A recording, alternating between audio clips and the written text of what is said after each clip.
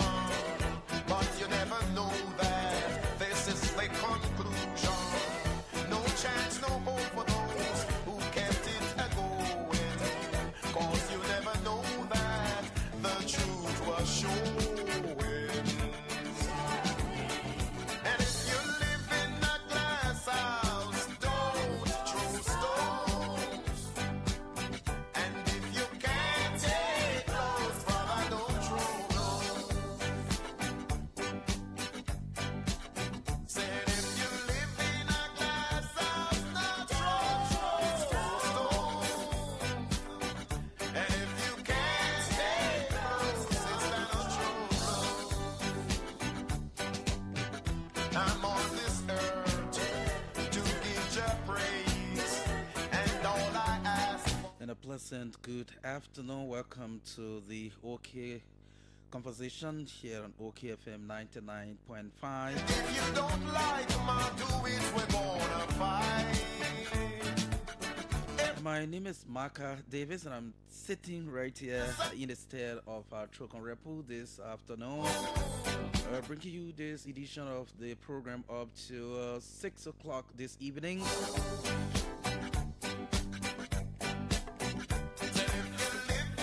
And sincerely, I've been admiring this theme song from a distance, and I'm proudly and gladly playing it today. Thanks to those who have been here doing this thing for very long years.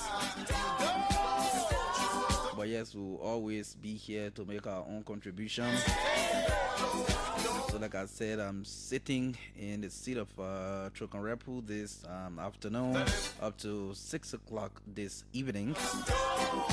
This is the OK Conversation on OKFM 99.5. Again, my name is Marka Davis. Shortly, we'll go around the continent, bring you some of the major news happening in Africa.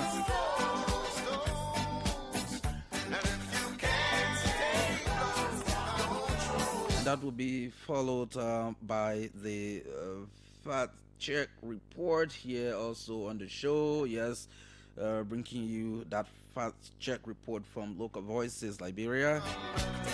Would like to try something, but your world would have crumbled. Caught behind thy back, you like to grumble. And from that, we will talk something very important. It will most likely be asking questions for answers. I beg you, don't throw stones. You know, in the president's latest nominations, my eyes caught a name Said if you live in a glass house, not throw stones. And if you can't take those, sister, don't throw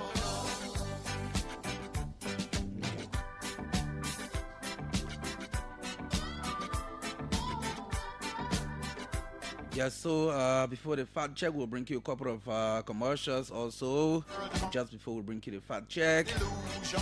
And like I mentioned, my eyes caught something on the president's latest nominations. No chance. I saw a name, someone who was fired from the Ministry of Justice in August, not August, but July. And I saw that person named in the latest nominations as commissioner at the Law Reform Commission. We will just ask some questions around that. Councillor Masa Jalaba, that's the name. After that, we will speak with. We've really thought we could bring the Minister of Labor live in studio, but because of some schedules, we'll have to bring him by phone around 4:30. And all I ask for is longer days. And after conversation with the Minister of Labor, just in maybe 5-10 minutes, we'll speak with Councillor Alfonso Zion. He did a book that we want him to throw some light on it. It reflects our minds on happenings during the Liberian Civil War. It is very interesting when he'll be launching that book. What is happening with it? His specifically his motivation for that. We will just speak with him briefly about that. And up to 5 o'clock on the OK conversation.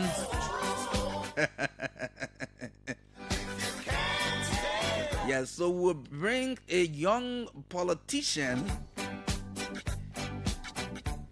If you ask a political enthusiast, zealous politician, young man though, of the opposition Congress for Democratic Change. He's a very popular young man. He's former Assistant Minister of Agriculture for Development, Research and Extension. I hope I'm getting it correct. He's an executive of the CDC Youth League. Alvin Wisse will sit with us on the last segment of the conversation from 5 to 6 o'clock this evening. So yes, but we will be talking substantial national issues, not just trivial politics. I can assure you, we will be talking substantial national issues about governance, about the rule of law, his own experience in government and out of government, and some things about his party, including its recent eviction, and many, many more things we will talk about here with Comrade Alvin Wisse this afternoon on the OK conversation. But we will actually have him here around 5 to 6. So let's check around the continent. Yeah.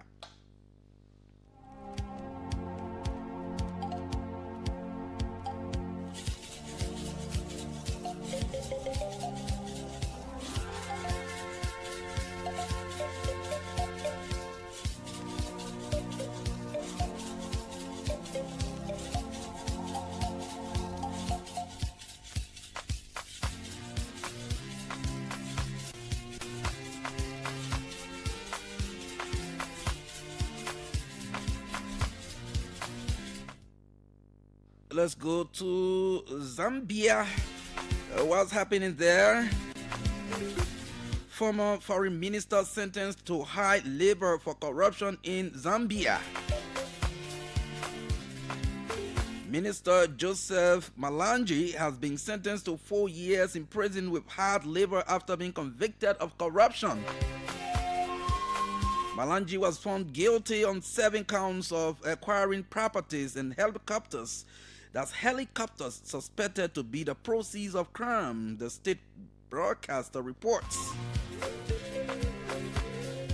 His co-accused, former Treasury Secretary Fredson Yamba, received a 3-year jail term for approving the transfer of more than $8 million to Zambia's diplomatic mission in Turkey without justifying the expense. Several ministers in former President Edgar Lungu's government have been convicted of various offenses, but Malanji is the most high profile of them.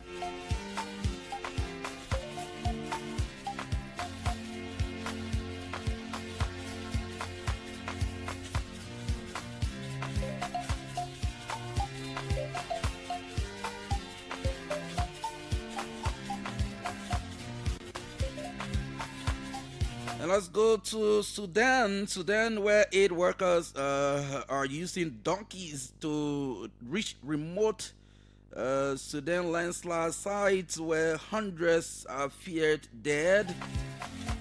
It says aid workers on donkeys have delivered the first humanitarian supplies to survivors of a landslide that reportedly killed hundreds of people in a remote mountain village in Sudan's western Darfur region. Heavy rains and flash floods that hit Tarsan village, triggering the disaster on Sunday, have continued, meaning donkeys are the only way to reach the affected families. This is a major news. Families in Tarsan have lost everything. It took our team more than a full day on a rocky, muddy, and hilly route to reach this devastated community, said Francesco Lanino from aid agency Save the Children. The armed group in charge of the area put the number at 1,000. However, the National Health Ministry in the capital, Khartoum, says only 2 bodies have been discovered.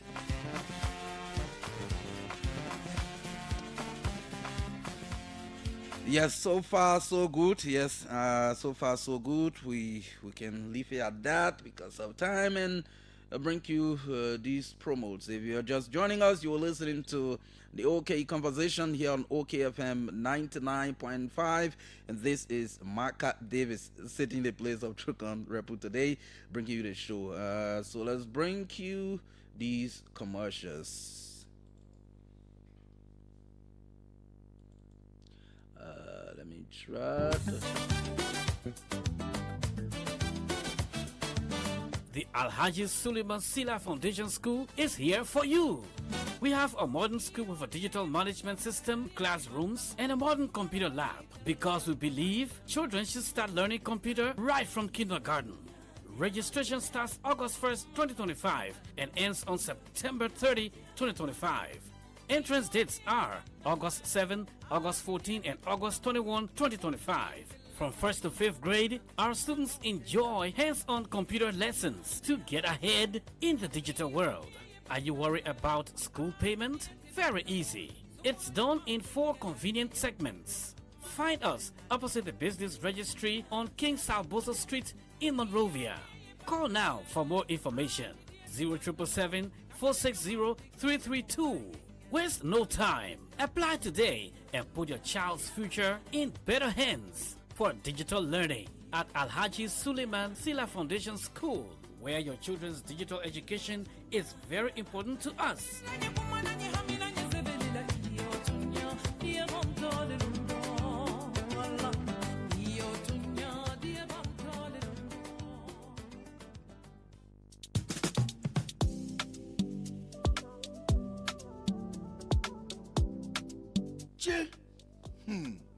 Things are on me with the emergency. How do I manage again?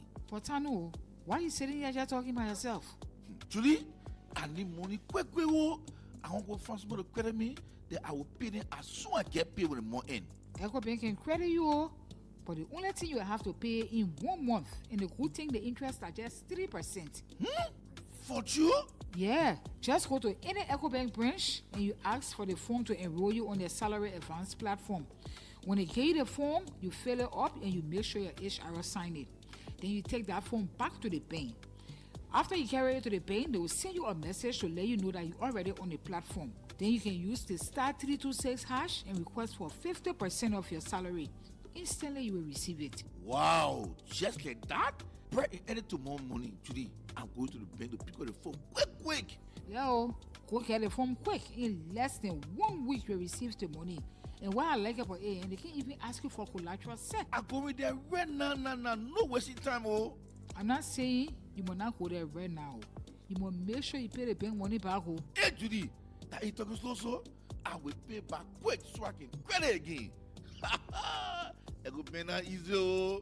EcoBank, the Pan-African Bank.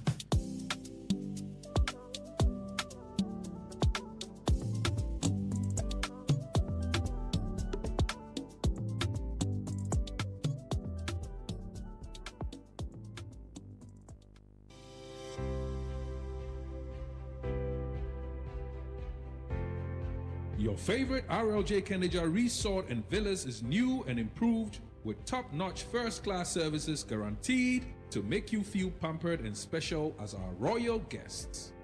Ideally located on the RI Highway, a few minutes drive from the rehab junction, right in front of the Atlantic Ocean, you are assured of a peaceful, serene atmosphere of a home away from home.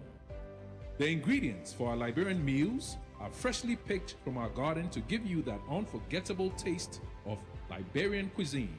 Our villas are designed and equipped to ensure every night spent with us is a memorable one.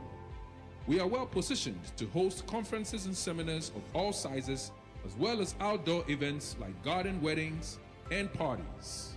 Book your upcoming events and leave the rest for us to handle with 100% satisfaction guarantee.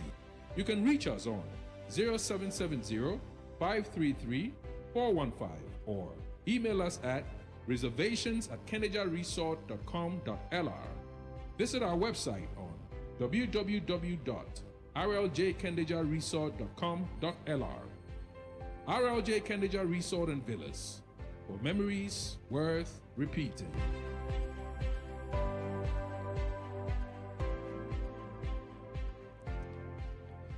Well, thanks to our partners for being there with us as well. So we will bring you the fact check segment here on the OK Conversation here on OKFM 99.5. Let's go for it and be right back.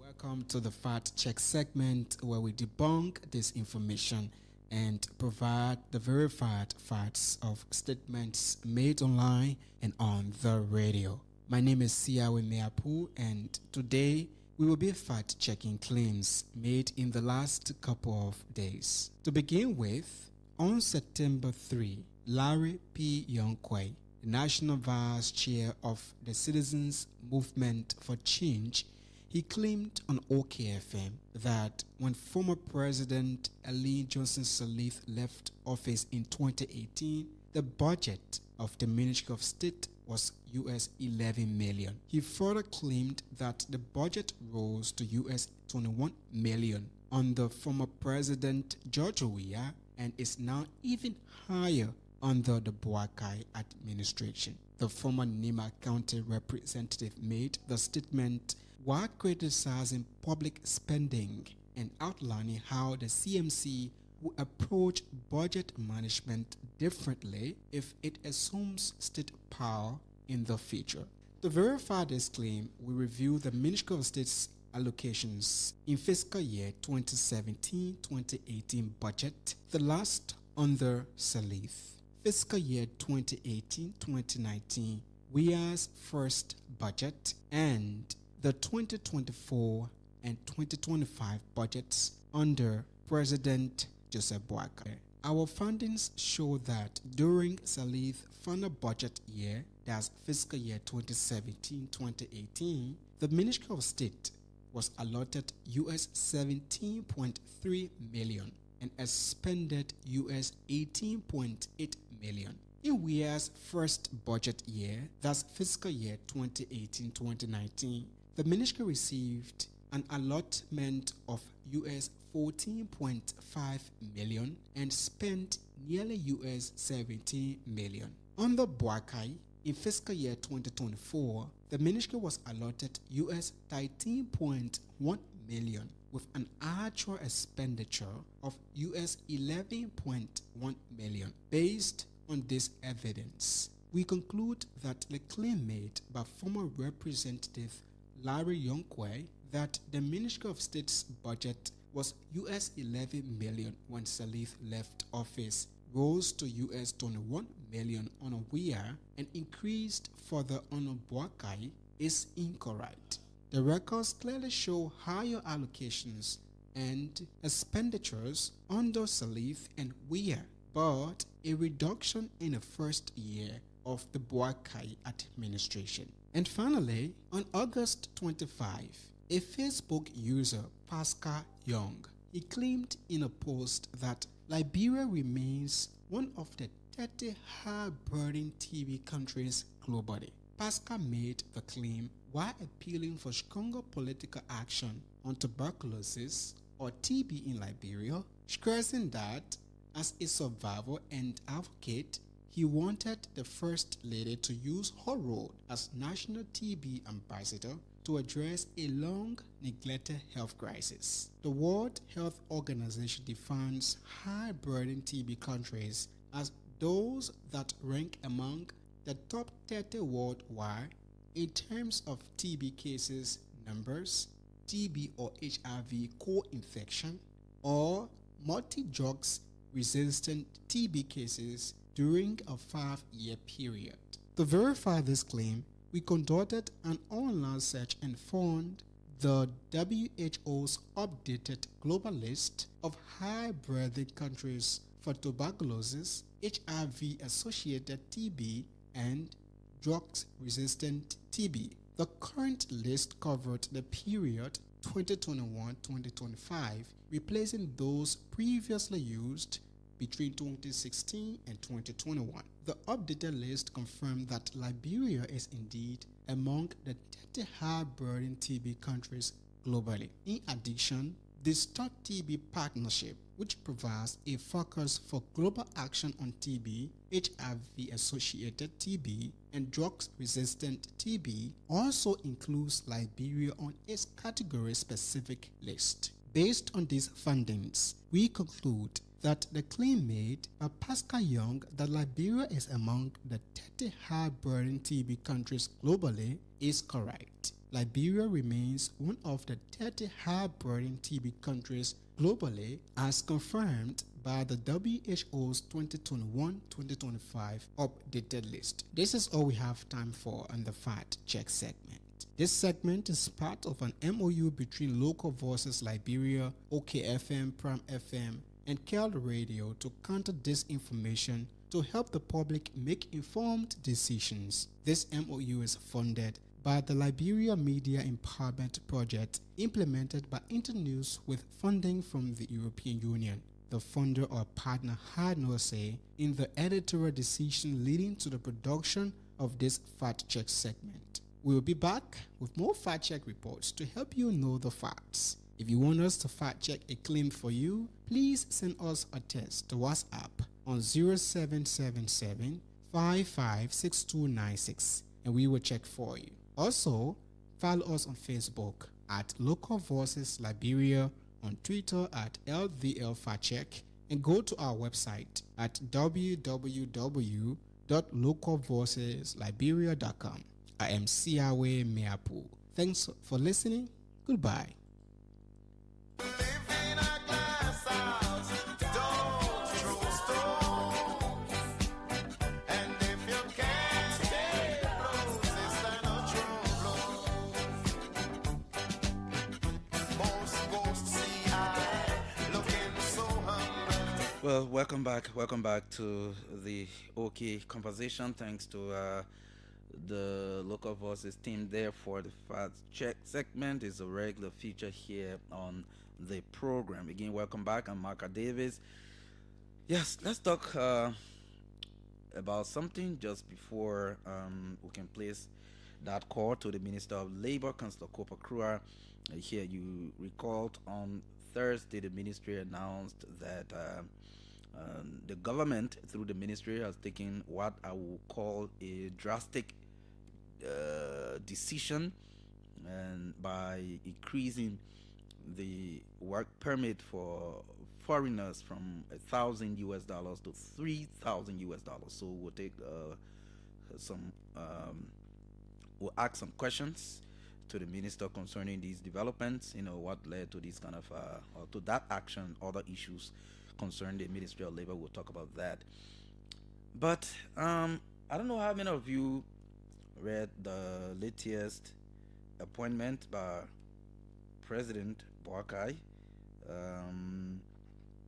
from the executive mansion, where I saw the name of Councillor with no, with nothing against anybody, but we just sometimes some of these actions and decisions that come from the executive raises some questions, and Liberians will like to ask questions and say, how come?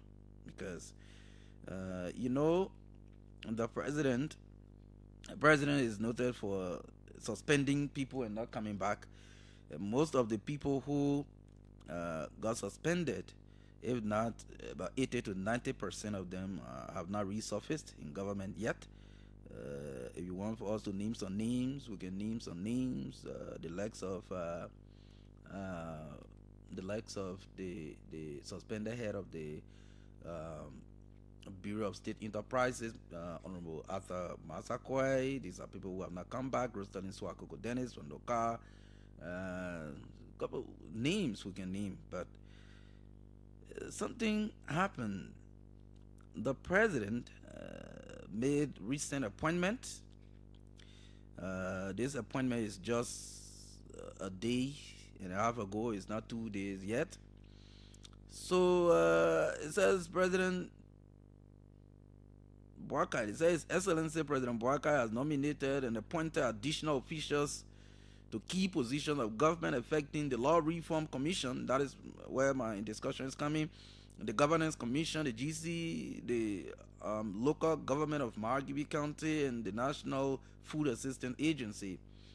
And these appointments, where applicable, are subject to confirmation by the Liberian Senate. So those nominated and appointed are under the Law Reform Commission, Councillor Bono Mvama as chairman, and Councillor Masa Jalaba, commissioner of the Law Reform Commission. But again, I guess this is the president's decision. However, this council was appointed in March 2024. Yes, in March of 2024, that the announcement was made on the 19th of March, specifically as Deputy Minister for Administration and Public Safety at the Ministry of Justice. Yes, there she served. And then something happened.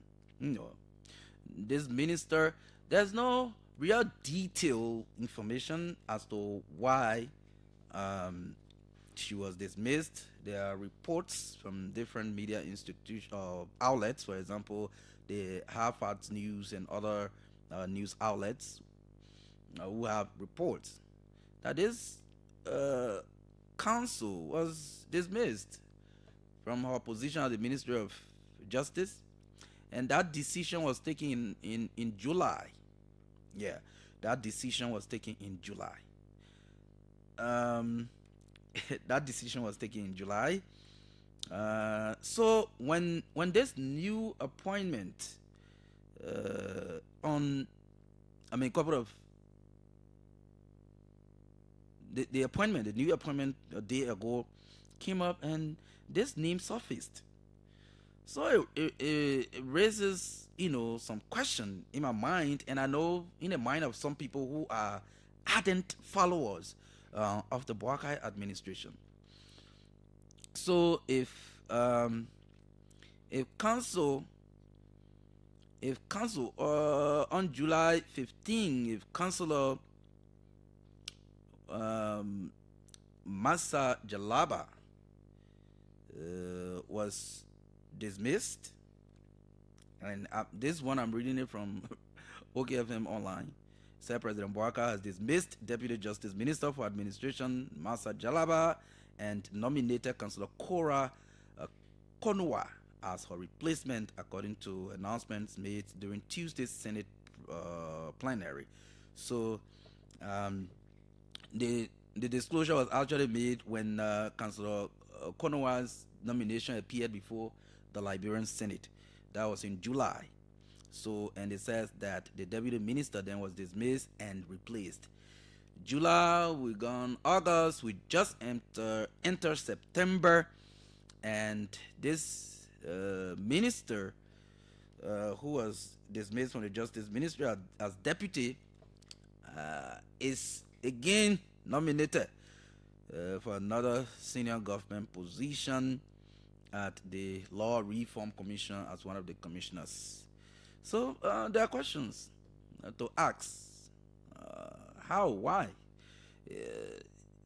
Are there doubts in the minds of some people that sometimes some of these nominations, whether they are influence or they are exclusive decisions of the president, did the president truly by himself nominated Councillor Jalaba to the position of commissioner at the Law Reform Commission just less than 2 months after the same president dismissed this very person from the Ministry of Justice, even though there's no there are not sufficient reasons that I found. I've been searching, I've been doing research. I know some of this information may be very internally kept and people will not bring it out. But I've been searching and I've not seen the concrete reason for which the president took that decision of dismissal at the Ministry of Justice. But this person, in less than 2 months, is surfacing again at the Law Reforms Commission. So the question we are just asking is how, because there are people who were suspended and they have not even resurfaced. Not more to talk about dismissal. Not more to talk about dismissal. I know a lot of people, maybe they have not been going through this, or they've forgotten too fast or too quickly. But this nomination, well, we're here to hear from maybe the president to say yes. So if she actually did nothing, or for no reason, no reason the president decided to relieve her of her post at the Ministry of Justice, then that's why I've always said that sometimes it is important when the leader takes certain decisions, to explain the decisions so that the Liberian people will know. If, for example, Marka, for example, is in any position in government, and you see dismissal, and then the executive mansion writes that Marka was dismissed for just administrative reasons, that doesn't explain enough. Tomorrow when somebody asks what was the real cost, for which Marka was dismissed, nobody can explain that. Well, somebody will say, well, it's left with the discretion of the president. He appoints, he dismisses at his will. But again, I know, as it is strange to me, I know it is strange to other people. Someone appointed as deputy minister at the Ministry of Justice in March 2024, dismissed, according to reports from different media outlets, including the Harvard News Online, dismissed and replaced just in August, July, right? She was, dismissed from that position. If she was relieved of that post, they would have said, well, she has been relieved of the post. Maybe, yeah, but the reports are that she was dismissed and then replaced. Now, just in less than 2 months, she is again appointed. So that means the president has exclusive confidence. Maybe the president just wanted to change her workplace. Yes, but it is just a little bit, kind of strange of President Boakai, because this is someone who suspended several top government officials. Some of them are today calling for speedy investigation because some of them want to know, they want to go and clear their names. They want for them to be called to investigation to clear whatever issues that may, be behind their suspensions or rest of dismissal and all of that. Today, some of them are still waiting to get our call, even though some have been going to the LECC and answering to questions and all of that. Not one that can 100% recall, not more than one can recall being recalled to their position or carried back to their position, except the National Elections Commission chairperson, Madam Daviata Brown Lasana. I can remember that very well. But again, this is the president's decision. Appointed Councillor Masa Jalaba to the post of Deputy Minister for Administration at Ministry of Justice, dismissed in July, replaced by Councillor Kanua, now again appointed as Commissioner at the Law Reform Commission. Well, this is just something for us to think about, to see whether the president is making some of these decisions independently as head of state and Commander-in-Chief of the Armed Forces of Liberia, President of the Republic. So yes, something to think about. But again, congratulations, Councillor Masa Jalaba, on your appointment at the Law Reform Commission. We wish you all the best. If it required, like the president said, if applicable for confirmation, we hope that when you get to the Senate, you can be successful. Congratulations on your new nomination. Just 2 months following your dismissal of the Ministry of Justice. That's just something to talk about. But like I said, we will speak briefly with the Minister of Labor. Let me try to establish contact to speak with Councillor Kopakura, the Minister of Labor. And they took a decision. We want for Liberian people to get some clarity on that decision. there are people who have different thoughts about the decision of raising the work permit fees for foreigners from $1,000 to $3,000. Others believe that, well, I know the justification is that to ensure that people can just bring foreign workers in the country and put them on jobs that Liberians are capable of doing. But I mean, in anything in life, there are the ups and the downs. Sometimes we call them the disadvantages and the advantages. So we want to speak with the minister and hear from him. This decision. What are the reasons? I know the primary reason is we want for people who are in Liberians to get a jobs instead of bringing people from abroad to do these jobs. But we will look at other things. So I'm placing the call now to the minister so we can talk more about that. But I will try to get to the minister. Like I said, this issue raised on the latest nomination, or you call appointment from the executive mansion, is just that some people are concerned too. They want to know how come somebody who was appointed in March, dismissed in July, get reappointed to another position in September, just less than 2 months. But that's it. That's the president's decision. But let's try to link up now with the council. Council is on the line. Well, good afternoon, council. It's great to have you on the line. Marka, look, I'm paying a student today where the place is so normal. Wow, the council is doing something. I wish I can really have to bring him on. We talked earlier, even though we said 4. We talked earlier. We were hoping that he can provide more clarity on the decision by the ministry to raise the work permit fees from $1,000 to $3,000. There are some questions that people, Liberians, our listeners, the audience, want to know. So we could ask some of these questions to get answers from him. But he sounds to be busy doing something and not in a very comfortable position to speak on the radio. But just in case he gives me a signal, we will join him. Just in case he gives me a signal, we will join him. Yes. So in the meantime, let's take today the president convened another cabinet meeting. The president convened another cabinet meeting. They're discussing different issues, including the economy, talking about trade, and all of that. And yes, let me see right here. Yes, so the theme of the cabinet meeting happening today is delivering improved livelihoods for people, a united cabinet response for performance, resilience, and recovery. There have been a lot of cabinet meetings.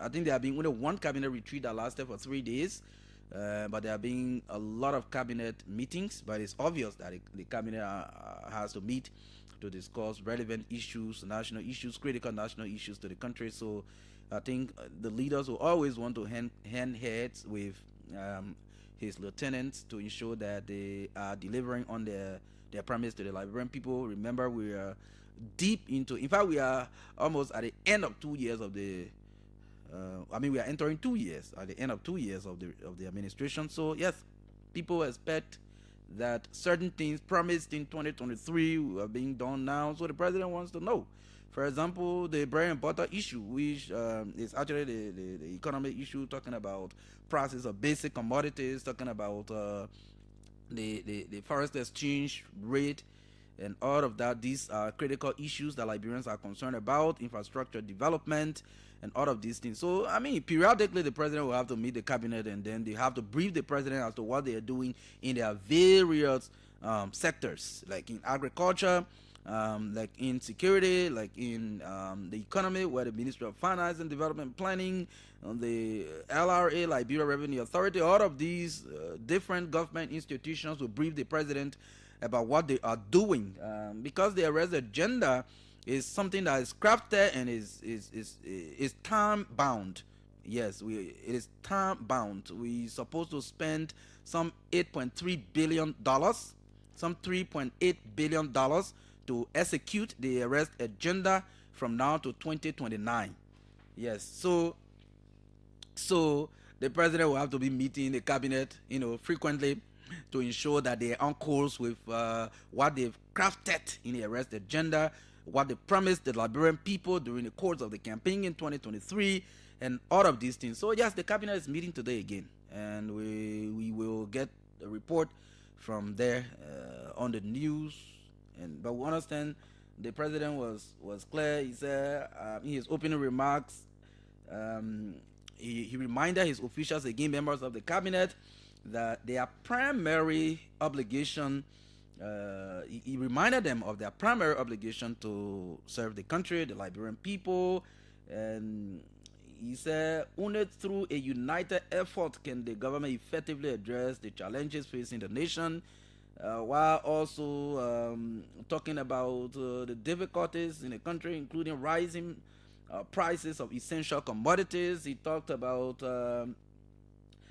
these different economic issues, and again reaffirm, if you want to really learn the word reaffirm commitment, just go to all of the executive mansion press releases, even on our website. The president recommitted, so he reaffirmed his government's commitment to doing what? Working in the best interest of the Liberian people. Yes, that's what he said. But he said something again just besides that. The president talked something that some people have been pressing. They say, yes, the president is right. And others said, like the last time at the groundbreaking of the for the overpass bridges, he said, Liberians, when we leave from here, we go to other people's country, we respect their laws, we respect their rules. But when we come here, we disregard our own rules and regulations and our laws in the country. The president is saying these things. These are things that are not written. These are things from the heart of the president. The president believes that in this country we are not respecting our laws, but when we go to other people's countries, we respect their laws, we abide by their laws and all of that. But when we come home, we disregard our own laws and rules and regulations and all of that. So the president found out that. But today the president mentioned something. I'm trying to lay my hands on this thing, please. Let me get this thing quickly. Yes, the president said something, and it's important. It's about us, the young people. The president said something about the young people today. The president said something about the young people today. The president said something about the young people today. I hope I can get it.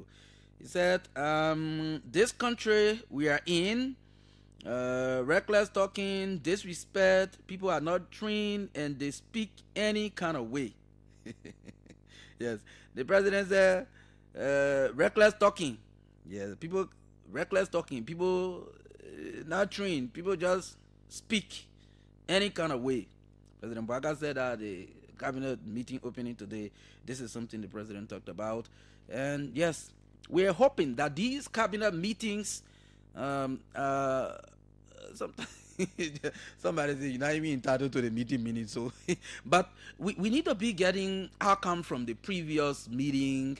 And someone will say it is the president who will be briefed, and not the Liberian people. While you will hear what is what's going to come from out of the Ministry of Information. That is it. But sometimes, do we see some changes when the cabinet meetings are done before going to the next cabinet meeting? What kind of tangible changes do we see? Some of these things, we need to talk about them. And it's important that we do that. So we'll open the lines to have some interaction with you, our listeners. This time on the OK conversation. My name is Marka Davis. Callers, let's talk about the trending issues in the country. Let me lay my hands on. Yes, we must talk about these things. This is our country, and someone said we cannot be deported from here. So it's our country. We must talk about the good things that are happening. We talk about the bad things that are happening, so that we can correct the wrongs and ensure that our country is a better place for all of us. So if you're interested in the conversation, we'll talk about the appointment earlier, ongoing cabinet meeting as well. Call 0777 700 995, 0777 700 0555 995 995 0555 995 995. Let's take some of the calls here on the show this afternoon. Let's talk to this person. Hello. Good afternoon. Thanks for joining the show. Your name, where you call us from? Yeah, thank you. My name is Prince S. Fatima, and I phone from the Muhammad Damdi Intellectual Center, FBA District 4. Okay. Well, thank you so much for analysis. I listen to you all. Let me first say congratulate the president for his hard work. I think he is very much effective if it comes to the issue of governance in our country. Notwithstanding, we saw the cabinet meeting today that was chaired by the president. I think it is in the right direction. Or for me, I want the president to squarely focus on the issue of agriculture, because I think agriculture will help boost our country's economy. And looking at this president, his agenda, he squarely focused on the issue of agriculture. So I think I want him to tell his cabinet ministers, those of whom he appointed to study affairs of the agriculture sector in our country, to focus squarely on the issue of those smallholder farmers. If he have best, they can contribute to what smallholder farmers by giving seed, by giving crops and giving us some level of machine so that they can improve. Okay, thank you. Let's take the next caller. Hello. Hello, Marka. Yes, you're live. Go ahead. Thank you. This is Squeezer from Johnsonville. Okay. See, Marka, my brother, let me say something. The issue about the president people being reckless and trained in this country talk anything they want to talk. You agree with the president on that? No, at this, I might agree with him, because he, the president itself, support people that make reckless statements and that we disrespect people that even instruct people. How? In what direct instance can you say the president support people who speak recklessly or disrespect other people? Can you give direct instance? Let me name the people that he supported that they respect people that even insult people in the country. The president support or Yeke at the time was running campaign. Why was insulting the past leader, right? He went there and ran campaign for Yeke. And the president support Prophet Key. Are you aware of what I'm saying? You don't have to agree with me. The president. But if he says support, what kind of support? Did the president make any statement in support of any of these actions? No. What I'm saying, you don't have to come publicly to say it. But what I'm saying, people that don't respect people and that insult people publicly, if you go physically to run campaign for them and support them, whether financially, morally, they mean that you support the action. So how will you support people that insult people or that make reckless statements? You support them, stand by them, or move together, eat together. So it means you support the ruling. So you mean the president is not the one that's supposed to be giving that message? He's giving the wrong message. Even the current information minister. Okay. They respect past officials. Thank you. The past president. Thank you for participation. Let's go to this line and see if we can pick this caller. Hello, Marka. Yes, you're live. Go ahead. Your name, where you join us from? This one is yes. Go ahead. My name is Augustus, and I call you from Providence. Marka. Go ahead. You are live, Augustus. Hello. Augustus, are you there? Hello. Hello. I don't know what is going on with these calls here. Let me see. Hello? Yes, hello? You hear me? Yes, go ahead. Okay, how you coming on? Not bad, you are live. Go ahead.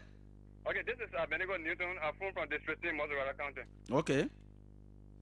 Two issues I want to flag out. Look.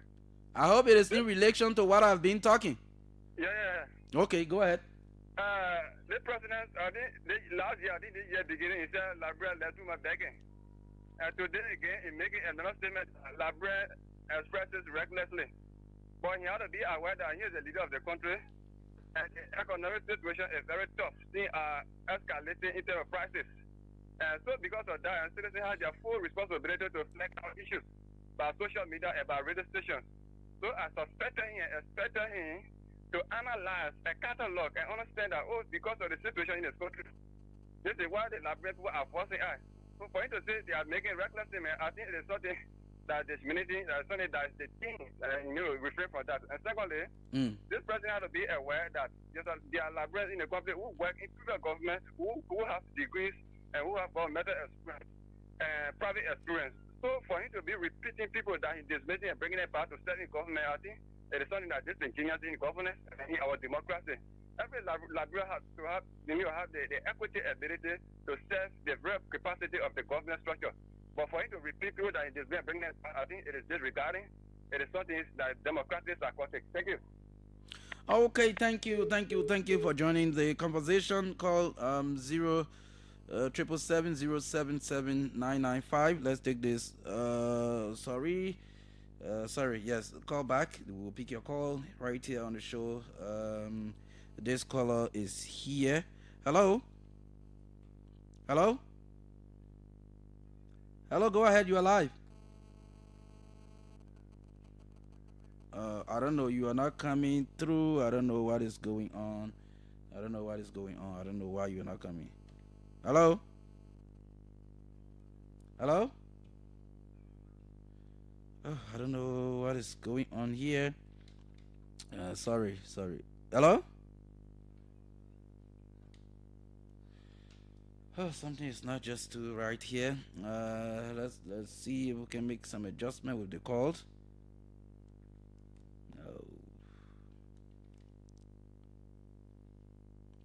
Okay, let's see if we can get this one. Hello? But why are you sounding like that? I'm not really getting you. I don't know. Yes, but you're not coming through at all. Sorry. I don't know. Except AB wants to help me to make some adjustment here. Yes. Let me see if the person can come through. Hello? Is that somebody is hanging on the line and others are not coming through? I don't know what's happening. Hello. Okay, good. Hello? Marka, how you doing? Fine, go ahead. Your name, where you join us from? Marka, James Nyakwe, Natale from Natale. Okay. Marka, thank you for the show. I want to really be the first on the show, but thank God I'm 10 or 11. Marka, to your favorite talking point, what you were saying, I think some of them are good, but some stand very, very good. Not going to work. It's not going to work. It's like the labor ministry. That found what they found always. Marka, they're lying. That free, that blah. What do you mean? The ministry is telling you that because they want to maybe reduce the influx of foreign workers, they are, raising the fees for work permit. And how can you say that's not? Marka, leave that thing back. Marka, just for example, you just said you know the job what Liberians supposed to be doing, and you see foreigners, you say, oh, we're out of people, we're not there. If you know people can get real money, and rock making, almost of the small money you see, so what Liberians will be doing. A foreigner can be doing it, you say, oh, yeah, we're out of people, as long as I'm a foreigner. So as a construction company, for example, maybe not just construction, because some of the work we're talking about, everything is now maybe in mining or other big construction area, logging and all of that, right? Even businesses like stores and all of that, if you bring someone as an accountant in your store and you can find an accountant in Liberia, maybe because of trust and all of that, you bring someone from Lebanon, from India, or from America as an accountant just in your store, for example, and they say, okay, since you say this person is going to be an accountant, every year you're going to be paying $3,000 for the work permit. So if you cannot make that $3,000, then you have to give that job to a Liberian. Marka, as long as that person is my relative, Marka, as long as a foreigner, that person is my relative, I bring in a Latin then you'll be prepared to pay the $3,000 annually. When I see you go, Marka, when you do that, they go, even when the try to say, you go, the risk of the press, what would you say? Marka, the thing is, let's just call it like this. As long as not supposed to be behind the counter, you go see them. What are they doing there? Take their phone there. Okay. Thank you. Let's take other callers. Hello? Yeah, good afternoon. Good afternoon. It's great to have you. Go ahead. Yeah, my name is Sarkotis Victor. I'm calling you from my domicile in Chikinzo Factory. Okay. Marka, I want to be content with the labor minister for what he has done. Just imagine that in Liberia, we have very good drivers, very good mechanics, very good or plumbers. But this foreign national will come, they will just give them 1,000, then they will employ them in the government of Liberia. So I want to applaud the Labour Minister to have increased that resident permit to 3,000. It is significant. If we get many of them coming to be Mountain and other areas, so that money can assist the Liberian government to do many things in the country. So I'm very pleased. I want to say thank you to Marka, the president of the Republic of Liberia, to have seen that we have a very good Labour minister in the country. I will pay a chicken for him when I see him. Sakate Victor, thank you. Yeah. What you say, Marka? I just signed up your name. No, but man, Marka, you know I used to follow you. Thank you. It's okay. Thank you. Let's pick other callers. I don't know. Let's try this one. Hello. Marka. Yes, you're live. Go ahead. Good afternoon. Good afternoon. Go ahead. Are you there? Marka. Yes, go ahead. You getting me clear? Go ahead, sir. I'm getting you. Okay, allow me to use one stone to kill the press very quickly. So, Marka, the first thing is the statement made by the president that people talk recklessly. That is true. I support the president. People talk recklessly. People don't research. They don't investigate. They just say things. Because somebody hurts them, they just say all kinds of things without diligence. Marka, this is not about a particular administration. The president did not say people are saying reckless things against me. Oh wow! You left the line. I don't know why. But we'll take this one. Hello. Are you there? How you doing? Yes, go ahead. Thank you. That's Bishop Tour. Central. Bishop Tour? Yeah. Okay, go ahead. Okay, so Marka, I want us to be practical. Hey, the president talking about they respecting the rule of law. I think the president is the first person that they respected the law of this country and the constitution of this country. He's not a respecter of person. So chief executive in this country as a president. So I'm really today disappointed in his statement about talking about people they respecting law when they go outside, they respect the law. Like example, the president they respect the tenure position, the law of this country. He they respect the law. Are you with me? Go ahead, we are following. Thank you. Then two, the Supreme Court ruling. The president they respect the Supreme Court ruling. The higher court in the land. Because he feel that the president will say about the law. Even the president say it's not about the law. So why would the president have the courage to kind of tell people say they respect the law or we respect the law? You the chief respect of law in this country. That particular statement by the president, do you on a very sincere note, do you think it is true that Liberians can go out there, respect other people's rules and regulations, but when they come back home, they don't care about what is in place here? Do you agree with that? Yes. I agree with him 100% because he is father of the home. He too, when he go out there, he respect the people. When it doesn't have to be about the president. So okay. No. Listen. I'm saying something now. Okay. You criticized the president earlier, right? Okay. There's no problem with that. That's your opinion. But do you agree that Liberians will go out there, respect laws, including people, cities, ordinances, and all of that? Yeah. Certain things you can't do at all in other people's country, but you come back in Liberia and you see these very rules are here, but you say you don't care. Is that true? I say it's true, Marco. I hope you get my point. So you the father of the home, when you continue to disrespect us 14, then how you expect the children to follow? You said the wrong president. So if you agree with the president, that Liberians are doing that, and you say, okay, since when Liberians started doing that? Is it when Marka became president? I just want to know. Same Marka been in Liberia, been working for 2 years. Marka since that working in government, he never did respect the law. Okay, thank you. You have your say. Hello. Yes, you're live. This is the OK Conversation. Go ahead. Thank you very much. This is V. Mobile Zagaman. I'll come and sing on this evening. Okay. You know, the president is not the messenger for that message that he's preaching. When they say which one? Because no, listen, listen. What we said, the president said at the cabinet meeting today, he said that people talk loosely, people talk recklessly in Liberia. People don't respect people. That's what the president said. Okay, who supports lawless way of speaking? For example, is the president. His Ministry of Information under the authority of Jeremy Pierre and Daniel Fano. Those guys do nothing else than there but to insult people that speak against the government. This ministry insulted the former president of the Republic of Liberia, insulted the former vice president of the Republic of Liberia, insulted representative senators. What did the president do about it? So the president is a supporter. But you agree that there are people who talk loosely, recklessly, disrespect other people in the country. You agree with that one? I agree with that. And he is the matter of fact. He's the one that encourages people to speak loosely.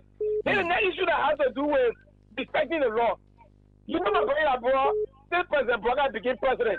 You know when they say lawlessness is the order of bro. The president of the Republic of Liberia. Our focus of this discussion has not really been on the rule of law issue. It was just an instance that I said, but the president.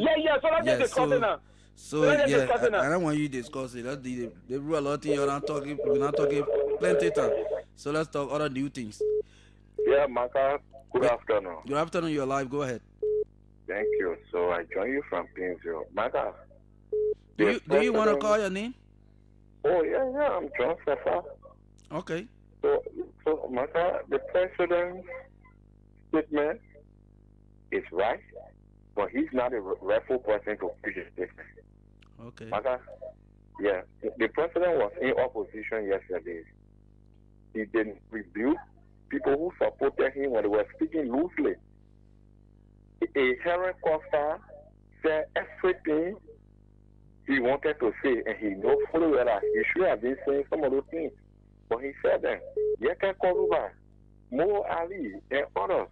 Like, okay, when the president came to the presidency, the president will be former president tomorrow. Honor his watch.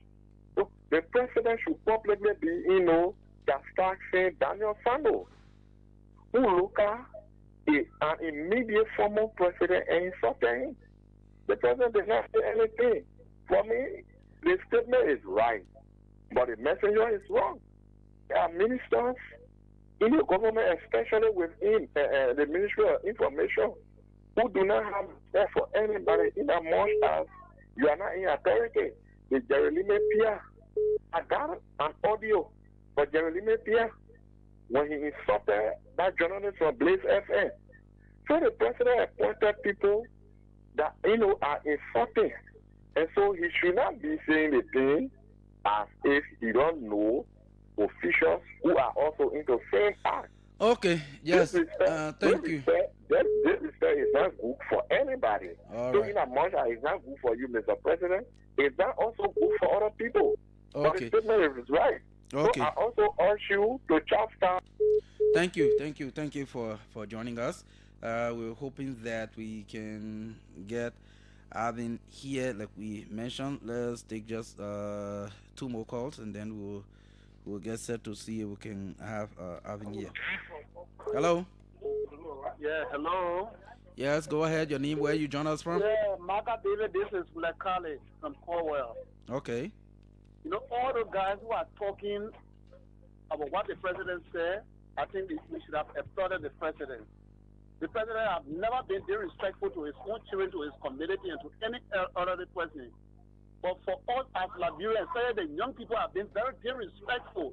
They even go to when you go to their own homes, they insult their parents. At the end of the day, they take it to the streets.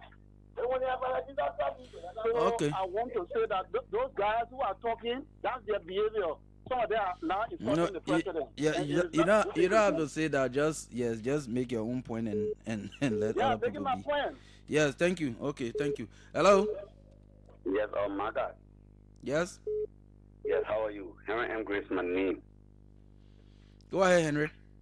Yeah, and I joined the conversation from Venice and in Cloudtown Day 14. Okay.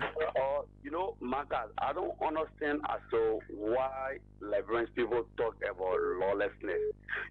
If the code was going to come out, the time the code came out and said that the party headquarters of Buccaneers or how do you call it, your incoming student guests. They are part of, they are part of the time even the code gave them ruling for it to be demolished. If government going to send out to find it, but Liberia is not only about Unity Party and CDC now. Liberia is a country for everybody, so everybody must respect the rule of law equally. It doesn't matter which party you are in. Those who just did the calling, they are the Buccaneers. They are the one. They are the one. You would not want to see anything. Just express your own opinion and leave the other people. So thank you. Let me take this final caller and then we will try to transition. Let me see. I don't know how far Avin is. Hello. Yeah. Good afternoon. Yeah, it's good to have you. Go ahead. Your name, where you join us from? Yes, go ahead. But Amar, why your line cracking like that? Yeah, maybe it's the network. Okay. Maybe it's the network. But I hope you get it. The audience is also getting me. Marka, thank you. I've been following religiously, and let me say congratulations again for appearing on the OK as a host. This sense of brighter, opportunity for the reconnection and the revamping of the interaction on the OK show. Yeah. So, Marka, I listened to a few callers, if not most of the callers, and sense a blind loyalty in their voices. You sense the unpatriotism in their voices. You sense the unnationalism in their voices. But again, I will clear with them. Amara, I don't know about your line is really bad. I don't know. My line. Yes. Seriously, your line is bad. I don't want to lie. Yes, I will not continue with you because your line is bad. The listeners are not even getting you, so we had to do that. We had to let you go. Yeah, we got to let you go. Yeah, so Amara will be the last call. So let's arrange to have Avin Wise. Stop talking. Stop talking. No, you can't miss this show. Listen, we're going to do a very, very professional and very organized show here this evening. It's 11 minutes past 5 o'clock. Let me check my own time. That time is unofficial. Okay. It's 11 minutes past 5. And Comrade Wisa is already here. So we will take a short break, very short break. When we come back, we will speak with him. But what am I trying to take this break with? Let me see something. I don't want to play something. I don't know. The only thing that can give me out in the radio business are the music selection. Yeah, so Blessing is supposed to come and help him play me one song as I transition to Avin, who is here already. So let me try to see what I can do right here. I don't know whether this my favorite song is here. Let me see if I can get it. My time. Let me see if I can get this. I hope this is what I want. No, this is not what I want. So if I can get the music I want, then I will just cross over to my guest. Yes, and then we will have our conversation. So we invited, like I mentioned earlier, we invited the young Avin Wise here this evening to be our guest on the OK conversation. We'll talk about a lot of things. We'll talk about this evening, and we hope that you sit and follow this conversation very keenly. I saw his post on I saw his post where he said You know, Liberia is a democratic society. Nobody can be silenced. So the media will play a very pivotal role in ensuring that the voices of the Liberian people are heard, and we will give people the opportunity from every walk of life. From every walk of life. So let me have this. So let's cross over. Yes, except Blessing is doing something technical. Yes. We can go to Avin to say it's great to have you here this evening. Good evening. Thank you ever so much. I'm permitted to call you comrade. I mean, just a friend. Yeah, comrade is the same as a friend. Just call me Mr. Davis. This is Marka Davis. Okay, so comrade Marka Davis, how are you, brother? Yes, I'm great. Oh, thank you. Okay. Yes, we've been watching different online platforms. For a very long time. Yes, absolutely. Absolutely, it's been a very long time because, yes, you are a little bit kind of away now. Yeah, so Mr. Wisa, you've been seen as one of the strong stalwarts of the Congress for Democratic Change and everything you've been doing over the period of time. I know you've contributed one way or the other to governance in the country in different ways. What does your role mean to you personally, in politics, as a personal person, your life out of politics, your life in politics? I mean, tell us a little bit about Avin Wise.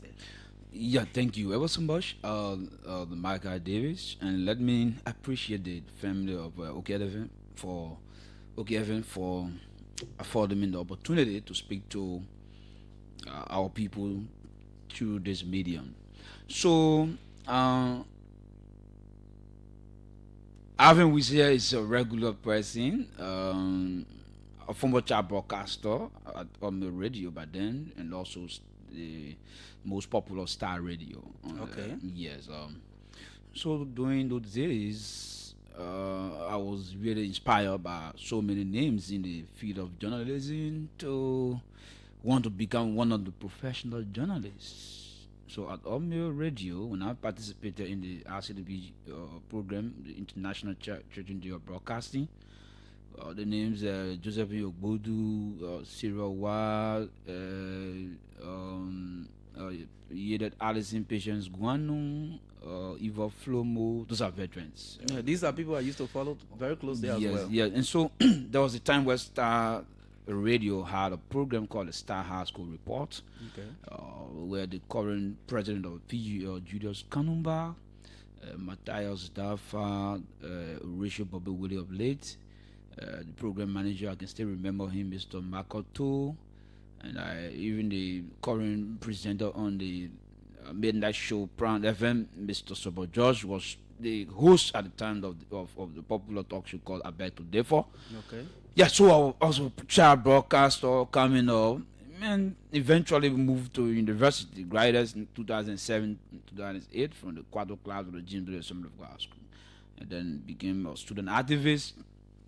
Found myself at the University of Liberia, responding to contradictions, confronting the Unity Party's administration about the diabolical attempts to increase tuition and fees on the impoverished student masses who were economically challenged and dispossessed.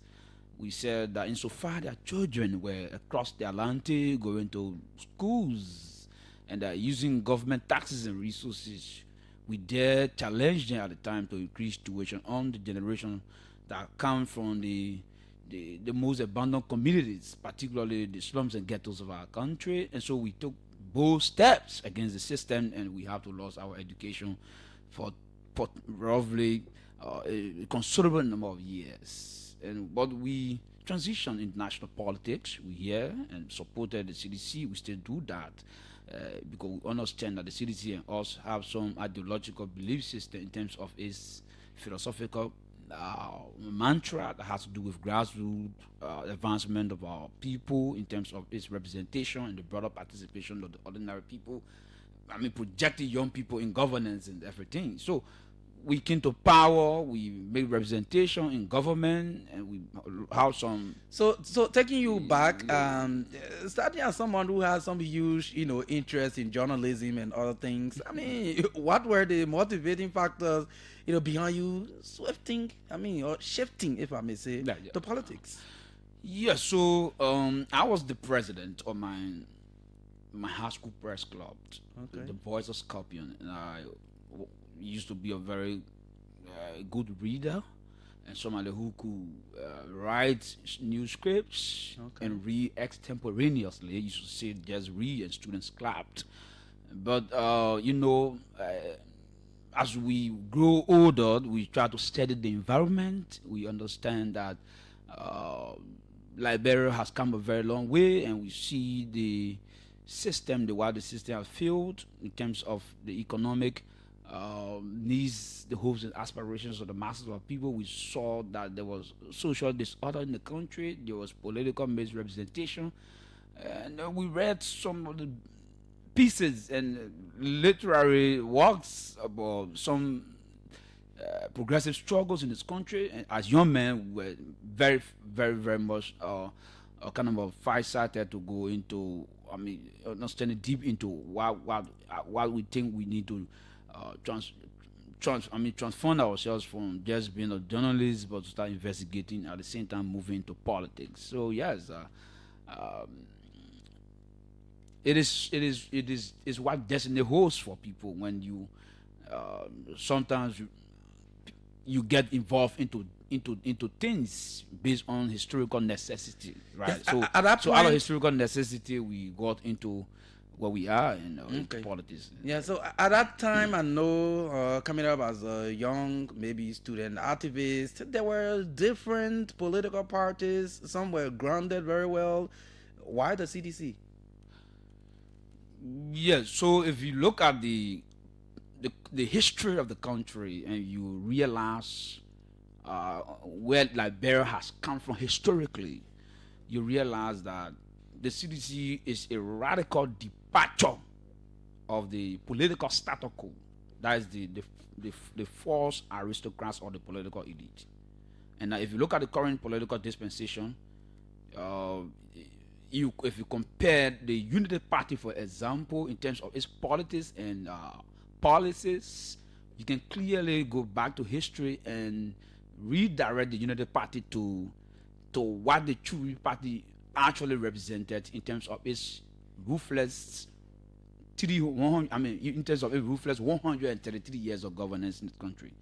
So how ruthless has the Unity Party been? So we come to they lost the 2017 election and walk away, and they came back to run. I said it. So if you ask a question about why the CDC. So exactly. So comparatively, when I was on the university campus, joined student movements, but I come from a Marxist-Democratic philosophical background that has to do with the broader representation of the Lupan proletariat class, the class of the indigenous masses, the popular, the downtrodden masses, the economically disenfranchised and dispossessed masses of our people. And if I were to comparing political parties, I believe that the CDC comes from that root in terms of the masses of our society and the needed space and the needed their voices to be heard. They need to be placed on a table where they can decisively determine and participate as active players and key participants in national decision-making process of our country. Because I look at the CDC that was just formed around 2000. The Unity Party came around 1984. An offshoot of the two-way party moribund oligarchy that has metamorphosed into Loop, Lab, and the Unity Party today.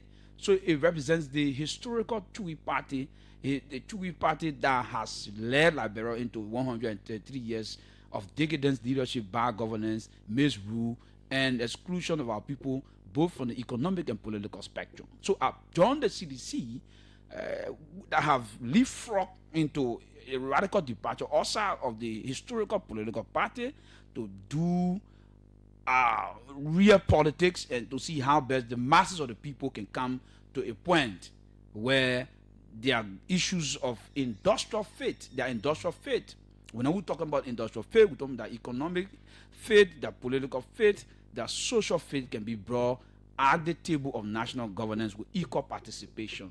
So I joined the CDC based on ideological understanding, ideological relations, and I owe no value and apology to committing political class. So it's I joined the United Party that is a representation of the oligarchy Chui party based on policies, based on actions, and based on history as far as governance, as far as politics and historical injustice are concerned in the politics of the country. Okay, I'm asking these questions because maybe normally people think when they're hosting politicians who always talk about politics is good. There are some people I like the question. who really do not know how far Alvin Wisse has come over the period of time and where he is now. So these are some of the reasons why I ask these questions so that people will know exactly who is Alvin Wisse. So I think it is very important we do that. How do you assess your party, the CDC's joining? From opposition to ruling party, now back to opposition. Yeah, so there has been a tremendous journey in terms of the involvement of the CDC presiding over the states, its people. We had a beautiful plan. We had a beautiful agenda that was carved and shown within the proper agenda for prosperity and development. We have 6 years of adequate representation in terms of the different deliverables and promises we made to Liberian people. So if you were to go back to some of the different interventions we made, we can trace the indelible imprints on the issue about road, the issue about free tuition wise policies, for example, organizing tutorial classes for students who sat for national examinations under our leadership, particularly the dynamic and able leadership of the former president, Mr. George Manuel Excellency. We also invested into agriculture, for example.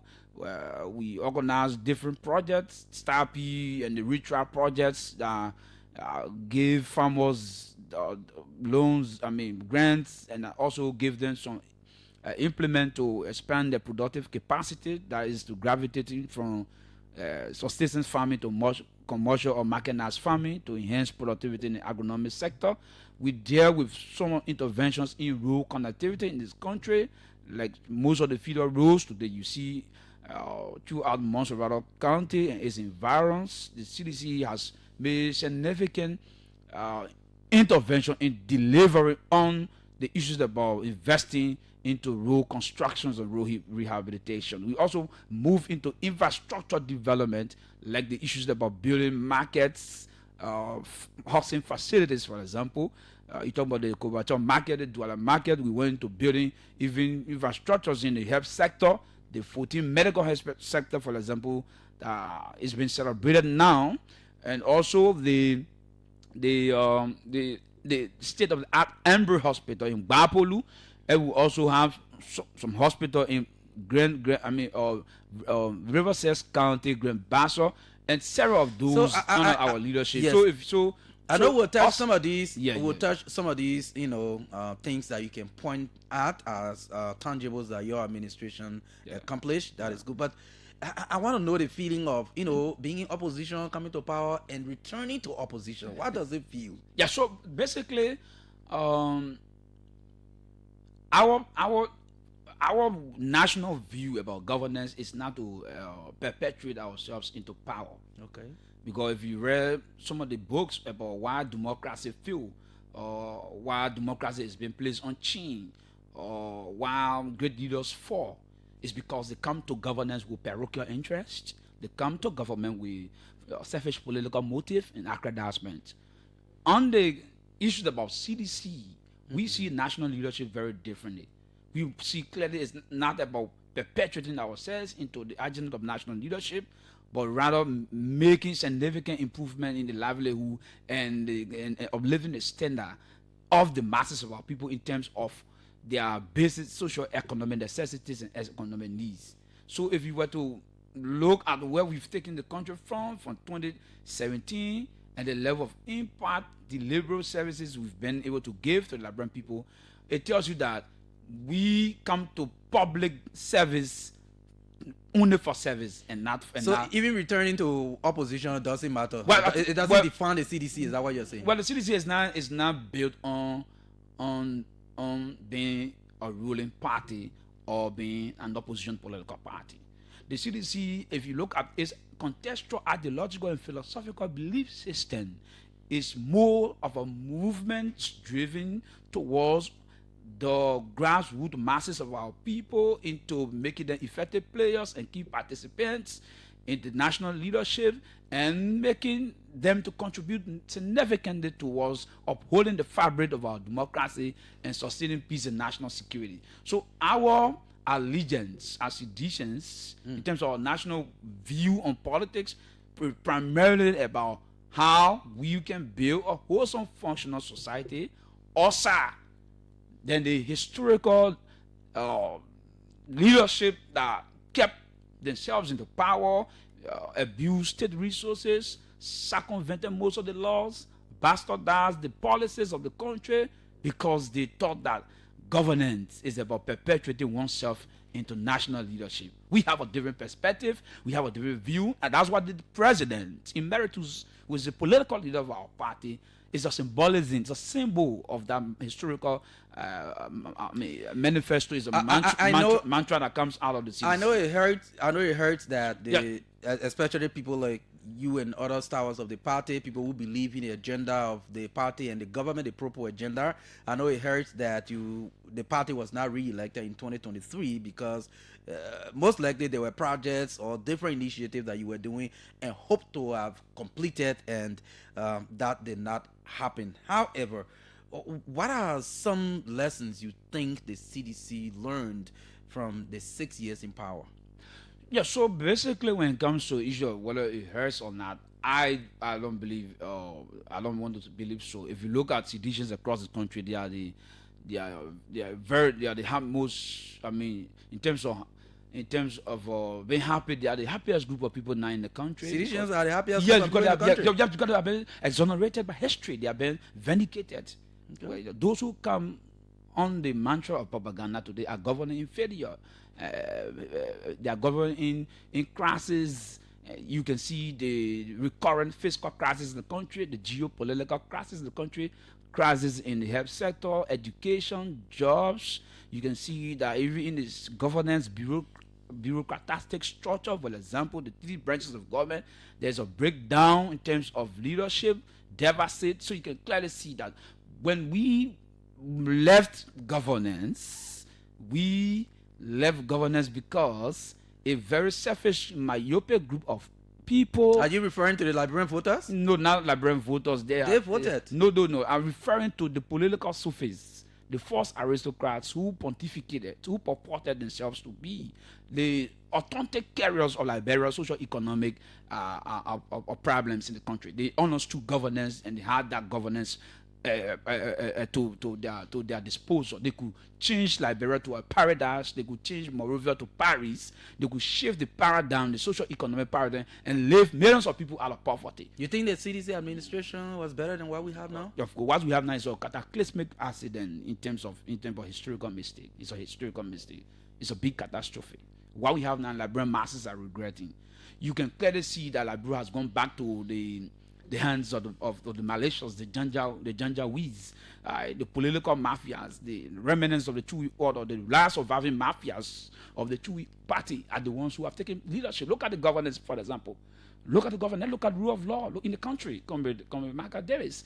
See across this country. The country has been terrorized. There's a police state in the country. There's a military vibration that has taken over the country. Law enforcement entities and institutions have become violating the rights of people, even going after taking lives. So instead of I'm not saying that it is a State Department report, something that is placed in the U.S. State Department report. You can see the different reports coming from the State Department. But the report said the government have not done much to change the situation from 2023. So who made the situation in 2023? No, so the government came under the mantra to change. But you agree you made a situation in 2023 for the government? No, but the situation of 2023 cannot be the conversation of 2024. It can never be the conversation of 2025. this government came under the mantra. So if somebody burst a bowl and they say, well, I expect Marka to have, fixed or mend this bowl today, but why are you moving your attention from the person who burst the bowl yesterday? Marka said he came to rescue. That's what Marka said. Marka said he had the best policy. Marka said he will increase the salaries of civil servants. There will be no cars across the country to be stuck in the mud. He will provide 10,000 jobs for vulnerable unemployed young people. Marka said that he will expand the private sector capacity to ensure that our people, businesses, and those who are into the private sector to have income and be able to deal with household economic issues in our country. Marka said that there will be current, there will be food. They can defend that. They still have 4 years to do some of these things. No. Let me tell you. But you made similar promises before coming to power, and they believe that you did not also achieve these things. The CDC did not tread on propaganda. The CDC, as a noble political institution led by one Liberia's venerated patriots, His Excellency President George Weah, never came to the Liberian masses. We're talking about promising so we people that you deliver on certain things. We deliver 6 years. I always say this to comrades. When you're making an analogy, it will be intellectually disservice. And the complete intellectual, it will be disingenuous to the CDC. When you're doing comparative analysis of that of the Unity Party. Because the Unity Party, historically governed this country 12 years. Okay. I don't want you to take that. It's a very significant. Yeah, but we'll not go back to we'll not go back. I'm saying to you, so they have history of governance for 12 years. You know the mess in the educational system. You know the 68 book of concessions and everything that led to the country into exploitation, bad governance, and socio-economic paralysis. I don't want to go there. Coming under the Unity Party, that has bombarded with the CDC with propaganda, both national and international.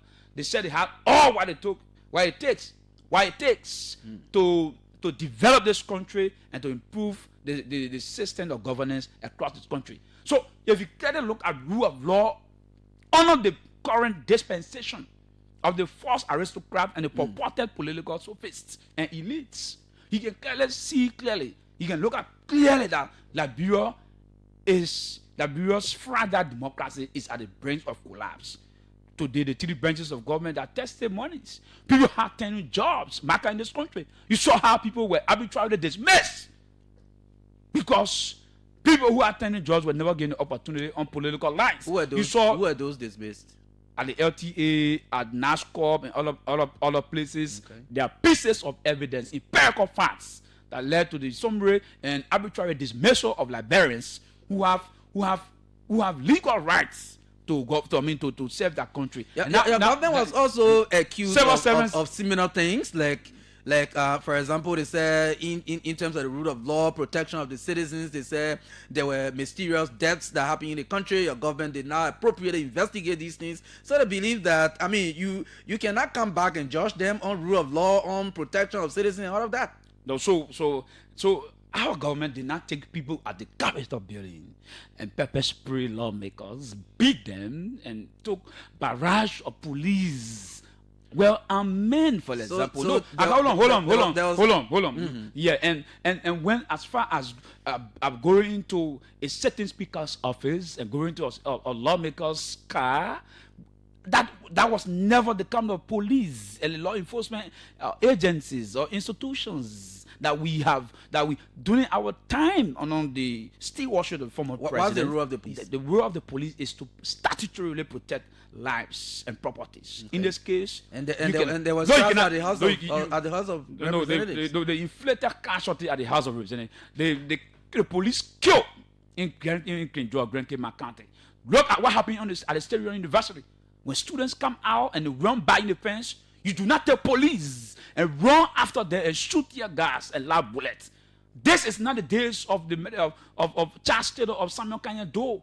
So the barbarism of the two parties oligarchy is what replicated in the system of governance we found in our time today. Look at what happened today across this country. Go to different reports. The statistics on crimes in this country. See how police officers have engaged into violence.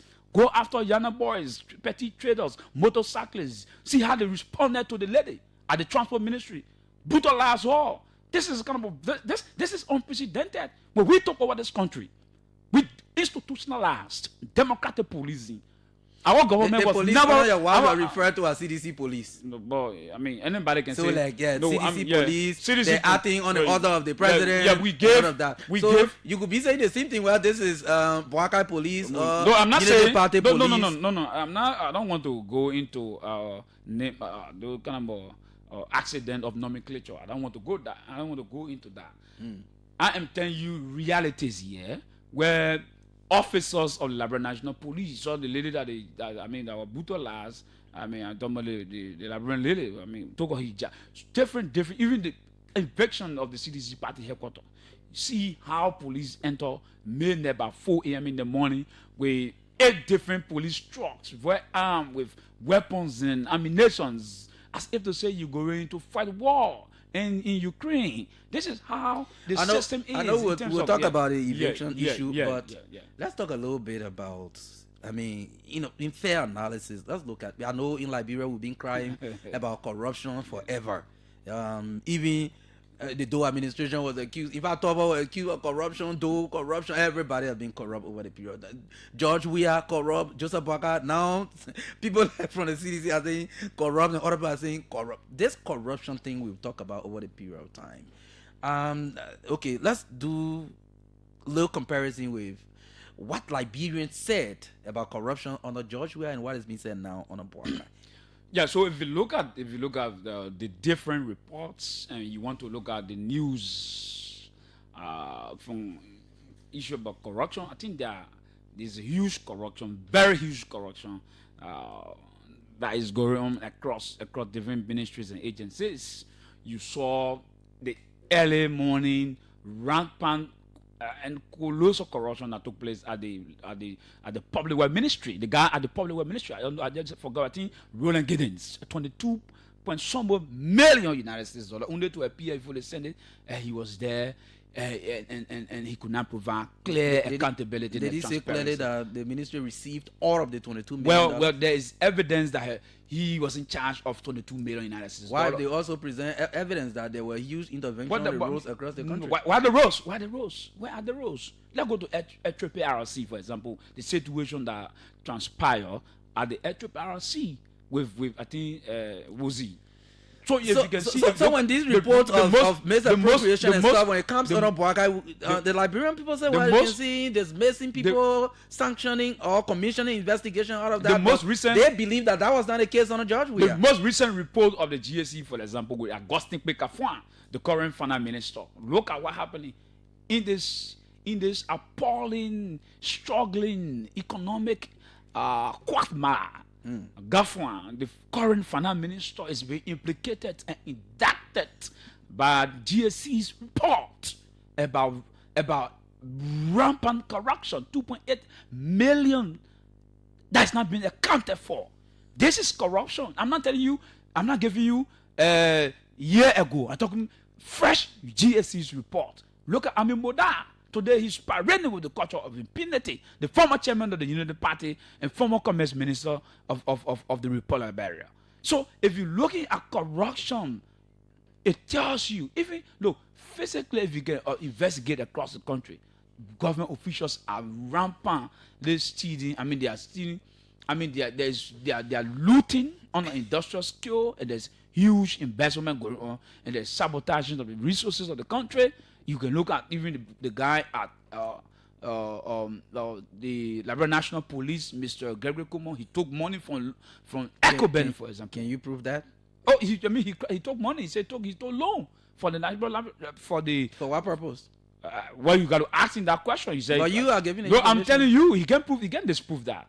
Even the guy from FPRC also he took loan as well without meeting guidelines of the different financial policies that we have. So across government ministries, if there is a titanic list that we have cataloged in terms of massive. So I know you are mentioning GSC reports. If we go back to GSC 2022, 2023 reports, there are list of violations, misappropriation, and everything are mentioned, including even at the central bank and different places that were mentioned. So yeah, so it is the onus now rests on the shoulder of the government. What did you do at the time? Well, we persecuted people who were found corrupt in the CDC-led administration.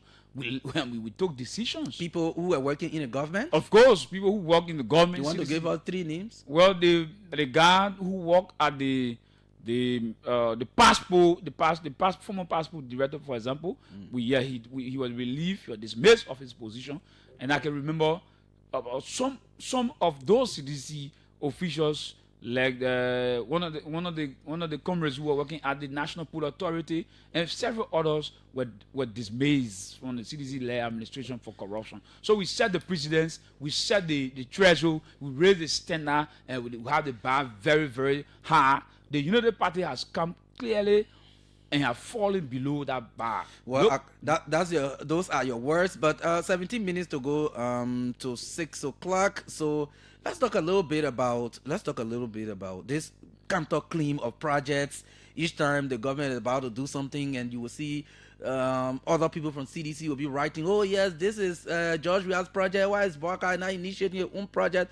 Do you want to do away with the saying that government is continuity? Yeah, so government is continuity. Government is I believe in that saying that government. Then why do you criticize when the government try to build on projects, some projects that were started by your administration? No, so what we do, we categorically reject the arrogance, not just arrogance. What do you describe as arrogance? The pomposity of one not willing to acknowledge his or her predecessor. Right. Most of these different projects, these different developments for the last 6 years that we've inaugurated under our leadership. At the groundbreaking for the overpass, they mentioned that the agreement was signed in 2021. That was our administration. Is that not acknowledgement? Yeah, but you gotta acknowledge not just the government, but appreciate the former president for doing that. It is important. It is important. So, I see. Okay. So you keep breaking CDC's you keep unveiling projects of the CDC or the former government. If your argument, Marka, if your argument that the CDC never did anything substantial in terms of projects, in terms of development, in terms of policies. Now, if you come, you should be able to tell us what's new, because that is what the Liberian people will hold you accountable for. The other projects cannot remain undone. But you must launch yours. You must show evidence that there is something coming from the RS mission or the RS agenda. Because tomorrow, if you were to go to the polls, if you go to 2029, for example, they'll be asking you about what new have you brought to the national discourse. Okay, and that's why are you always gathering people at your party former headquarters after you're being evicted from there? Why are you always gathering people there? No, I said one thing over there, and let me just conclude. That's a brilliant question. Sure. I disagree when you say always gathering. Okay. Because I can't remember when I have ever gathered. You've been there twice. No. You don't have the records. Okay. We have gathered over there once. It can't just be having other partisans. No. You said why? So you direct question. We have gathered there once, and like I said, we owe no apology to the apologists of the Chui Party remnants who pay historical homage and allegiance, as well as going as far as burying remnants of the Chui Party within our turban. When Joseph Yima Boakai, president of the Republic of Liberia and the last surviving mafia of the political elite and the historical status quo of the Chui Party, went to rebury remnants of the Chui Party, you, Marka, did not question him. That when JFK is languishing in disarray because there are hold on. You mean the reburial process for the two former late presidents? Yeah, those who ran this country into anarchy. For but this is something Liberians called for over the period. No, Liberians did not call for that. Liberians called for justice for the victims, not the perpetrator of history. I want to repeat: Liberians call for justice for victims of the brutal, devastating civil unrest and crisis in our country. And Liberians did not call for the reburying of the perpetrators of the carnage of the war that led to our people in 250,000 of people dying in cold blood and thrown into mass grave. Liberians did not say we should go and rebury those who murdered our people in cold blood and those who perpetrated the 14 years of carnage. So giving privilege to the political elite, even in the grave, and the perpetrators of the 14 years and of our dark history. Well, historically, so I don't know what your opinion is on that, but human rights actors and activists believe that is part of the reconciliation process. Listen. We do not subscribe. No, we are revolutionaries. We don't subscribe to human rights. What you call human rights? You don't subscribe to human rights? No. I say in this context. What is human? Okay. Yeah. Why is it? Human I just heard you say you're revolutionaries and you don't. Don't misquote me here. Don't misconstrue me here. I haven't said anything. Yeah. So I said. Why is it that the human rights activists are not calling for giving the 250,000 Liberians justice and giving them reburial as well? That is the argument, and that's our conversation. If you go to rebury within our trouble, then the 250,000 Liberians who lost their lives. Because within our trouble, are you aware that they're building memorial sites across the country to also remember these people? So it's about giving them justice. It is wrong for you to ignore the pains and the anguish of the victims of the 14 years of devastating civil unrest. Pundits believe that this administration has even done well in giving justice to your administration. So, administration to rebury the political elite and the perpetrators of the 14 and even years establish the office it doesn't matter until you give justice to the 250,000 Liberians who lost their life. That is why the government in the process. No, the government are in no process. The government is building mansion. In FOIA, the president is riding private jet, he's riding Lexus, he cares less, and using money while JFK, teachers, parents are now struggling for school fees. JFK is languaging, and marketeers today are struggling with their businesses in this country. Government is paying salaries. The government is paying salaries on time. Paying salary. Who told you people run government only on salary? We're talking about things that. But that was something your administration struggled with. Hold on. Governance is beyond salary. You're reduced. But this is something your administration struggled with. Marka, it was the cause of protest in the country. Marka, we went at that party headquarters to pay last salute to the remains of my tired brothers and sisters, and we collected the historical memory of our party, transitioning to our new party headquarters. In the issue of salary, you talk about salary. Who tell you the real issues in the country is about salary? Oh, but you said no. Listen. People say bread and butter issue in the country. He said salary doesn't matter. Don't talk about pay salaries are part of government's responsibilities. People are asking questions about agricultural viability and food security in the country. They're asking questions about security. There is an alarming crime rate in this country. Lawlessness, ruthlessness. People are arbitrarily being arrested. Opponents have been targeted. Do you see? Look at what happened to NRR, the national. Identification register. People went in office. People go in people offices and brutalizing them. This is the kind of state you have in our country. They talk about salary. We talk about marketeers.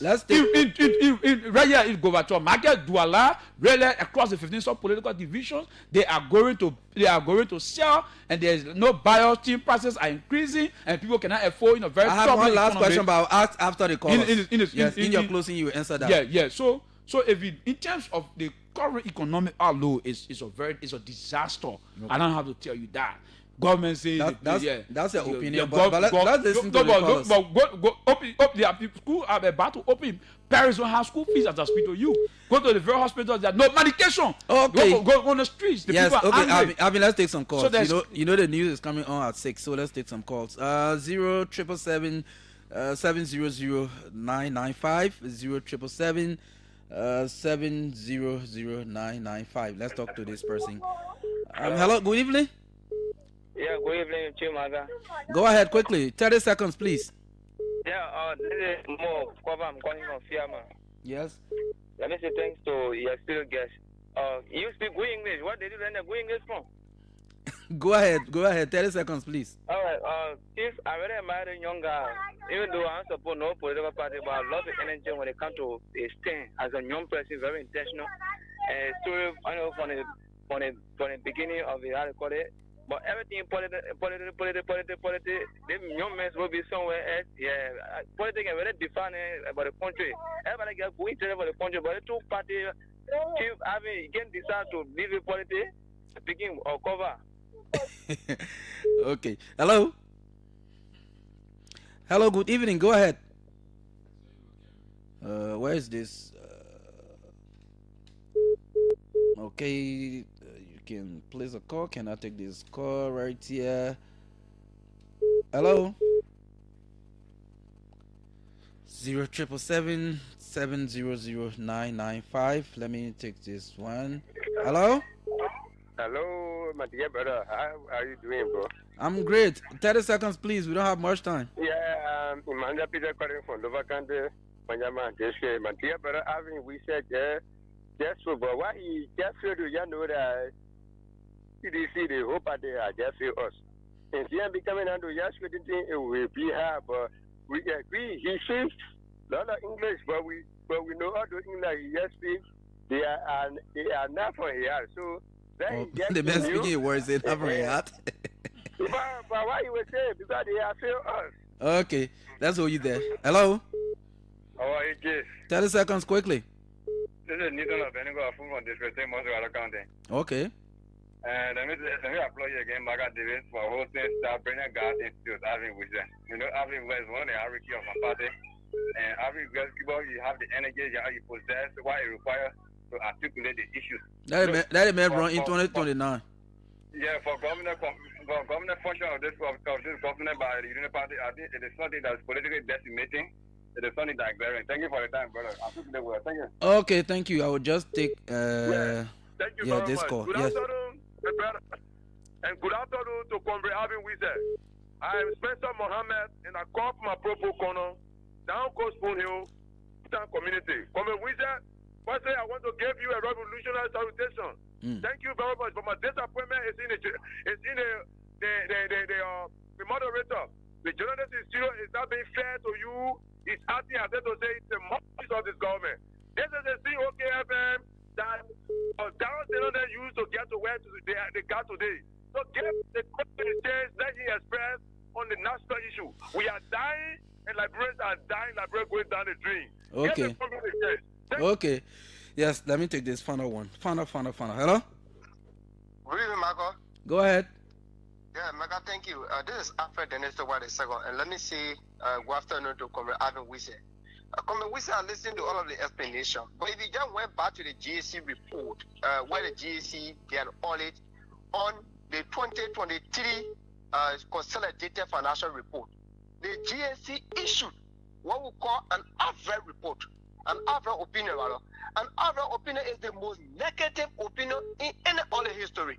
How can you say the CDC government was the best when the CDC government consolidated financial report, the GSC issue what we call average opinion, which means all our material evidence was misplaced, which means the entire report was what we call perversive, and which means the entire report was flooded with lies and misleading information. So how can you justify that? Okay. Thank you. So, Avin, because of time, we'll just go over to you.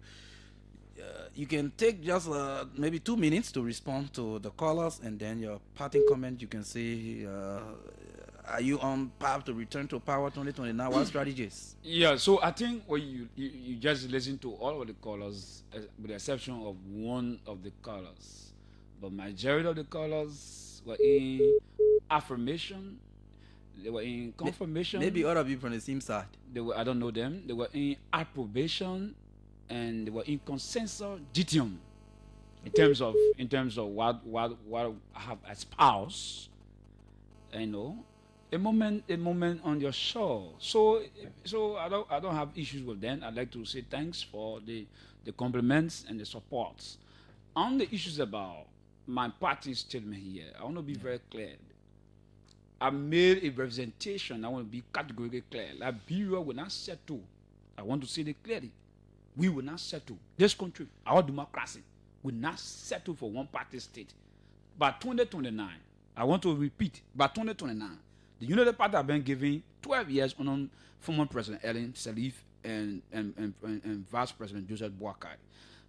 6 years on former President Joseph Boakai and Vice President Jeremiah Kung 18 years. By 2029, this country will not settle to give United Party additional 6 years to make it 24 years. It can't happen. That is not going to be the case. Are you speaking on behalf of the same people who voted in 2023? I'm saying to you, for the sake of political balance of power in terms of the functioning democracy. Look at what happening today in the United States of America. They understand. That's why you saw Donald Trump coming back. In Ghana, Mahama came back. So it is just clearly it's just an incontrovertible fact. It's just an irrefutable fact politically that the Liberian masses who are going to the pool very eager to retire Buckeye and his band of criminals, bandits, and political hostile social forces who are now lost at the direction of their Arias mission agenda. They deviated from our plan. The only thing after the political opposition. There's this big comment they are attributing to you on social media. Did you say that? What? About when anything happened, like maybe Reagan or cheating in 2029, the country will return to war. Did you make that kind of statement? I said, and let me reiterate. Let me assent with my position. Yeah, in 1 minute, please. Yeah, in 1 minute. I said, what led to the 14 years of the devastating civil unrest was one party dominance and one party state.